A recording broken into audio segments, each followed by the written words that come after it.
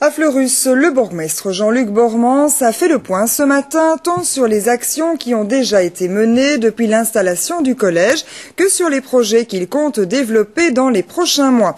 Dans la foultitude de dossiers en gestation, il en est un de taille, celui de la construction de 300 logements près de la chaussée de Charleroi ou encore la poursuite de la rénovation de la place Albert Ier qui accueillera notamment la nouvelle bibliothèque centrale. Côté sécurité, la chef de corps de la zone de police Bruno en a profité pour présenter les nouvelles dispositions prises. Christophe Banton vous détaille tout cela sur des images de Marc Boucheret. 9 mois après l'installation du collège communal, le bourgmestre de Fleurus, Jean-Luc Bormans, tire un premier bilan du plan d'action de la commune.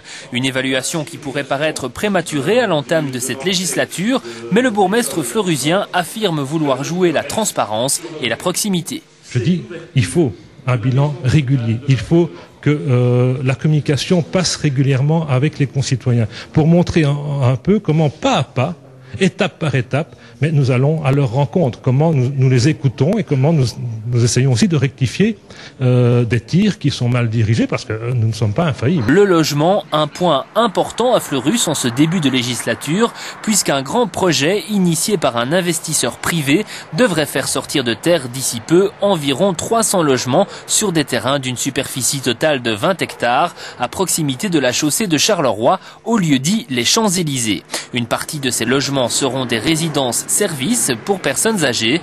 Le projet permettra de diversifier l'offre immobilière. Une bouffée d'oxygène pour Fleurus, même si certains riverains qui habitent le quartier résidentiel voisin sont mécontents. C'est une bouffée d'oxygène à laquelle nous ne pouvons pas être insensibles. Mais cette bouffée d'oxygène, nous devons l'apporter en tenant compte quand même de ceux qui sont sur le terrain, de ceux qui vivent, et voir comment on peut effectivement concilier cette avancée avec les gens qui sont déjà présents sur le sol et qu'il faut respecter. Mais l'apport de nouveaux concitoyens sur notre commune est quand même pour nous une mission parmi les plus importantes.